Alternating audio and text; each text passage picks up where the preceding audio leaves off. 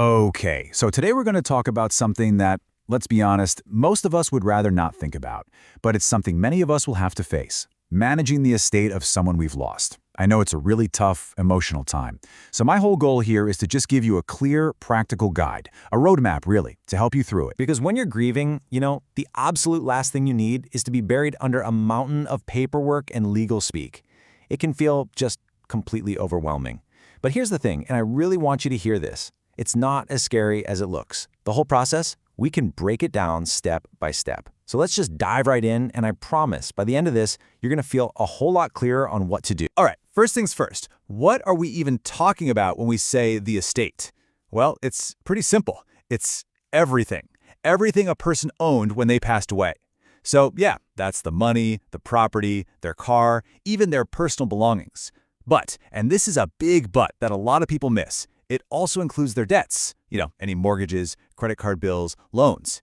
You've got to think of it like a balance sheet. Your job is to deal with both sides of that equation. Okay, Section 1. First steps and key roles. So where on earth do you even start? Well, you start by figuring out who's actually in charge. Let's meet the key players. So you're going to hear two main terms thrown around: executor and administrator. What's the difference? It's actually really straightforward. If there's a will, the person named in it to handle everything, that's the executor. Simple. But what if there's no will? Or maybe the executor can't do it for some reason. That's when the court steps in and appoints an administrator. And that's usually the closest relative, following a specific legal order. Spouse first, then kids, and so on. Section 2. Your responsibilities. A checklist. So here's the thing. Whether you're the executor or the administrator, the to-do list is pretty much the same. So let's just walk through it like a checklist. Okay, your first mission, should you choose to accept it, is to become a bit of a financial detective. You've got to find all the important paperwork. Then, right away, you'll need copies of the death certificate to send to all the financial institutions, banks, building societies, you name it. Why? You need them to freeze the accounts. This is so important. It locks everything down and gives you a snapshot of the exact value of everything on the date of death. Oh, and a really good tip, open up a brand new bank account just for the estate. Trust me, it makes keeping track of all the money coming in and going out way easier. All right, once everything is frozen, it's time to make your master list.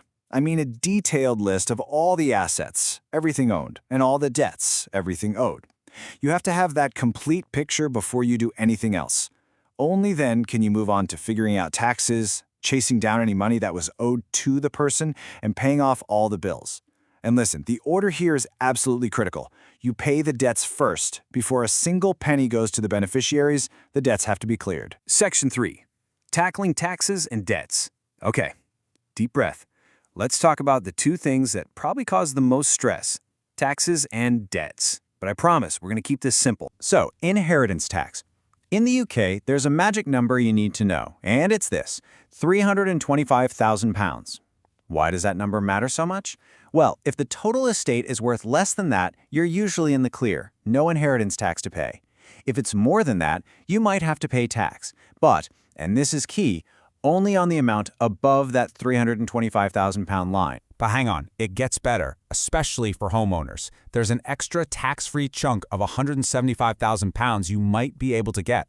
But there are a few piffs. It applies if the person owned their home, if they're leaving it to their kids or grandkids, and if the whole estate is worth less than £2 million. If you tick all those boxes, it's a real game changer. It could bring the total tax-free amount up to £500,000. That's huge. Now this is a deadline you absolutely cannot miss. If there is any inheritance tax to pay, you have to pay it by the end of the 6th month after the person died. So, if they passed away in January, the tax is due by July 31st. It's a really firm deadline, and there are penalties if you're late, so you've got to circle that date on your calendar. Okay, but what about debts you don't even know exist? This is a scary thought, right? And this quote here from Citizens Advice, it's a serious warning. It says if you don't place a notice for creditors, you might have to pay the debt with your own money. No way. So, to protect yourself, and I mean your own wallet, you should place something called a creditor's notice in the Gazette. It's like the UK's official notice board. It's a public announcement telling any potential lenders to come forward now or forever hold their peace. If you don't do this and a debt pops up later, yeah, you could be on the hook for it personally. It's a vital step. Section 4. Probate. Getting legal authority. Okay, so you've done the detective work, you've got your lists, but how do you actually get the official permission, the legal green light, to start moving money and distributing things? Well, that process has a name. It's called probate. So, the big question, one that everybody asks, is, do you always have to get probate? Do you always need this piece of paper? And the answer, which might surprise you, is nope, not always. There's a pretty clear dividing line, really. Generally, you're going to need probate if there's property involved, like a house or a flat, but you might be able to skip it for smaller estates or, and this is a big one, if assets were owned jointly. Think about a joint bank account or a house owned as joint tenants. In those cases, the asset usually just passes automatically to the surviving owner. No probate needed for that item. Now, if you do have to apply for probate, listen up, because this tip could save you literally months. Applying online versus applying by post. It's a night and day difference. Online, you could be looking at about 4 weeks. By post, it could be 15 weeks, sometimes even longer. So if you have the option, applying online is without a doubt the way to go. It's so much faster. Section 5. Final steps and finding support. We're on the home stretch now. You've got your legal authority, the finances are sorted, now it's time for the final steps. And this is the moment you've been working towards.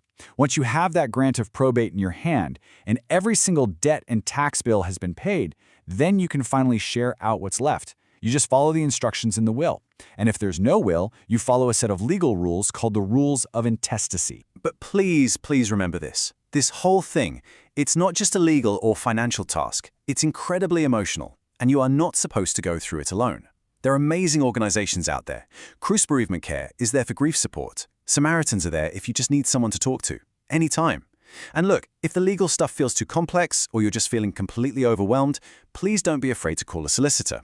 It's what they're there for, and their costs are paid by the estate, not you. Wow. Okay, we have covered a lot of ground, haven't we? From what an estate even is, right through to the final steps.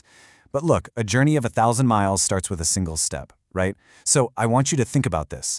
Looking at everything we've just talked about, what is your first step? Not the whole mountain, just one small, manageable thing you can do right now.